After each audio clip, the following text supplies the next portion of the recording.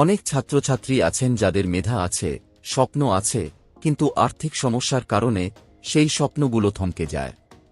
আর তাই পশ্চিমবঙ্গ সরকার নিয়ে এসেছে Swami Vivekananda merit cum means scholarship. এই স্কলারশিপে আপনি প্রতি মাসে ১,০০০ টাকা থেকে শুরু করে ৫,০০০ টাকা পর্যন্ত পেতে পারেন। কিন্তু অনেকেই জানেন না বাড়িতে বসে মোবাইল বা কম্পিউটারের মাধ্যমে কিভাবে খুব সহজে এই স্কলারশিপের জন্য অনলাইনে আবেদন করতে হয় এবং কি কি গুরুত্বপূর্ণ ডকুমেন্ট আপলোড করা বাধ্যতামূলক।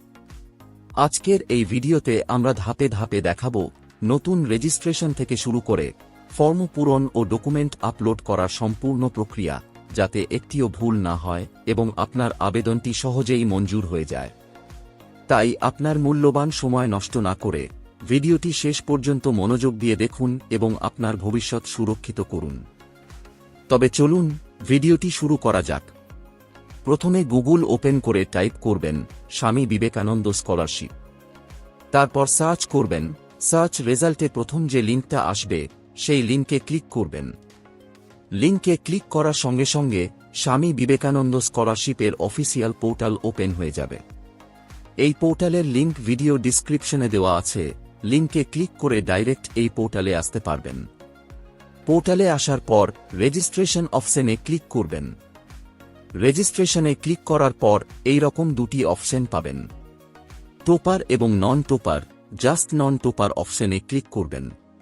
তারপর এই রকম ইন্টারফেস আসবে। নিচে স্ক্রল করে ডিক্লারেশনে টিক মার্ক দিয়ে প্রসিড ফর রেজিস্ট্রেশন অপশনে ক্লিক করবেন।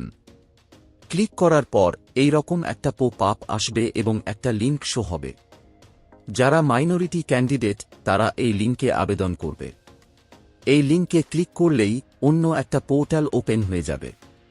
মাইনরিটি ক্যান্ডিডেট বাদে যেসব আবেদনকারী রয়েছে তারা এই পোর্টালে আবেদন করবে। আবেদন করার জন্য এখানে অনেকগুলো অপশন পাবেন। যেসব আবেদনকারীরা ক্লাস 11, ITI এবং DLED কোর্সে ভর্তি হয়েছে তাদের জন্য এই অপশনটা সিলেক্ট করবেন। যারা পলিটেকনিক কোর্সে ভর্তি হয়েছে তাদের জন্য এই অপশনটা সিলেক্ট করবেন। যারা BA, BSc এবং BCom কোর্সে ভর্তি হয়েছে তাদের জন্য এই অপশনটা সিলেক্ট করবেন। এছাড়া যারা ইঞ্জিনিয়ারিং বা টেকনিক্যাল কোর্সে ভর্তি হয়েছে তারা এই অপশনটা সিলেক্ট করবেন। এবং যারা মেডিকেল বা নার্সিং কোর্সে ভর্তি হয়েছে তাদের জন্য এই অপশনটা সিলেক্ট করবেন। সিলেক্ট বা অ্যাপ্লাই অপশনে ক্লিক করার পর এই রকম একটা রেজিস্ট্রেশন ফর্ম ওপেন হবে। প্রথমে লাস্ট এলিজিবল কোয়ালিফাইং এক্সামিনেশন সেকশনে আসবেন। এখানে লাস্ট এক্সামিনেশনের নাম সিলেক্ট করবেন, যেমন মাধ্যমিক, উচ্চ মাধ্যমিক, BA, BSc, আপনার যেটা হবে সেটা সিলেক্ট করবেন। তারপর এখানে পরীক্ষা বোর্ডের নাম সিলেক্ট করবেন। তারপর এখানে পাসিং ইয়ার সিলেক্ট করবেন। তারপর এখানে 10 স্ট্যান্ডার্ড পরীক্ষা বা সমতুল্য পরীক্ষার পাসিং ইয়ার সিলেক্ট করবেন। পাসিং ইয়ার সিলেক্ট করার পর এখানে রোল নাম্বার এন্ট্রি করবেন, কোনো গ্যাপ বা স্পেস ছাড়া। রোল নাম্বার এন্ট্রি করার অটোমেটিক আবেদনকারীর প্রাপ্ত নাম্বার এখানে শো হবে এবং এখানে পরীক্ষার মোট নাম্বার শো হবে এবং এখানে পার্সেন্টেজ অফ মার্কস শো হবে। তারপর প্রেজেন্ট কোর্স স্টাডি, অর্থাৎ বর্তমানে আবেদনকারী যে কলেজ বা বিদ্যালয়ে পড়ছে তার ডিটেলস এখানে এন্ট্রি করবেন। এখানে জেলার নাম সিলেক্ট করবেন। জেলা সিলেক্ট করার পর এখানে সাব ডিভিশন সিলেক্ট করবেন। তারপর এখানে শিক্ষা প্রতিষ্ঠান তথা স্কুল কলেজের নাম সিলেক্ট করবেন। তারপর এখানে প্রেজেন্ট কোর্স সিলেক্ট করবেন। কোর্স সিলেক্ট করার পর কোর্স ডিউরেশন এন্ট্রি করবেন। তারপর এখানে অ্যাডমিশন ডেট এন্ট্রি করবেন এবং এখানে বাংলার শিক্ষা আইডি এন্ট্রি করবেন যদি থাকে। তারপর বেসিক ডিটেলস সেকশনে আসবেন। এখানে আবেদনকারীর ফার্স্ট নেম এন্ট্রি করবেন। মিডিল নেম থাকলে এখানে এন্ট্রি করবেন এবং এখানে লাস্ট নেম বা টাইটেল এন্ট্রি করবেন। তারপর এখানে আবেদনকারীর নাম এন্ট্রি করবেন আধার কার্ডে থাকা নাম অনুযায়ী। তারপর এখানে মোবাইল নাম্বার এন্ট্রি করবেন এবং এখানে ইমেইল আইডি এন্ট্রি করবেন। তারপর এখানে আবেদনকারীর জেন্ডার সিলেক্ট করবেন। জেন্ডার সিলেক্ট করার পর এখানে রিলিজিয়ন সিলেক্ট করবেন, হিন্দু, মুসলিম, খ্রিস্টান। আপনার যেটা হবে সেটা সিলেক্ট করবেন এবং এখানে আবেদনকারীর রেশন কার্ডের নাম্বার এন্ট্রি করবেন। তারপর পাসওয়ার্ড সেকশনে আসবেন। এখানে একটা পাসওয়ার্ড ক্রিয়েট করবেন। তারপর আবার সেম পাসওয়ার্ড এখানে এন্ট্রি করবেন। সমস্ত ডিটেলস এন্ট্রি করার পর রেজিস্টার অপশনে ক্লিক করবেন। রেজিস্টার অপশনে ক্লিক করার পর মোবাইলে ওটিপি আসবে, জাস্ট ওটিপির ঘরে ওটিপি এন্ট্রি করবেন। তারপর ভেরিফাই অপশনে ক্লিক করবেন। ভেরিফাই অপশনে ক্লিক করার পর এই রকম ইন্টারফেস আসবে এবং রেজিস্ট্রেশন সাকসেসফুল মেসেজ শো হবে। এখান থেকে অ্যাপ্লিকেশন আইডি কপি করবেন, তারপর ডাউনলোড রেজিস্ট্রেশন স্লিপ অপশনে ক্লিক করে রেজিস্ট্রেশন স্লিপ ডাউনলোড করে নেবেন। তারপর এটাকে ক্লোজ করে লগ ইন সেকশনে আসবেন। এখানে অ্যাপ্লিকেশন আইডি এন্ট্রি করবেন। তারপর পাসওয়ার্ডের ঘরে পাসওয়ার্ড এন্ট্রি করবেন। তারপর ক্যাপচা বক্সে ক্যাপচা এন্ট্রি করে ভ্যালিডেট অপশনে ক্লিক করবেন। ভ্যালিডেটে ক্লিক করার পর রেজিস্টার মোবাইলে ওটিপি আসবে, জাস্ট ওটিপির ঘরে ওটিপি এন্ট্রি করে লগ ইন অপশনে ক্লিক করবেন। লগ ইনে ক্লিক করার পর এই রকম ইন্টারফেস আসবে। জাস্ট এডিট প্রোফাইল অপশনে ক্লিক করবেন। এডিটে ক্লিক করার পর এই রকম ইন্টারফেস আসবে, জাস্ট নিচে স্ক্রল করবেন। তারপর এখানে পাসপোর্ট মাপের কালার ছবি আপলোড করবেন, জেপিজি ফরম্যাটে 20 থেকে 50 কেবির মধ্যে। তারপর এখানে সিগনেচার আপলোড করবেন, জেপিজি ফরম্যাটে 10 থেকে 20 কেবির মধ্যে। তারপর সেভ এন্ড কন্টিনিউ অপশনে ক্লিক করবেন।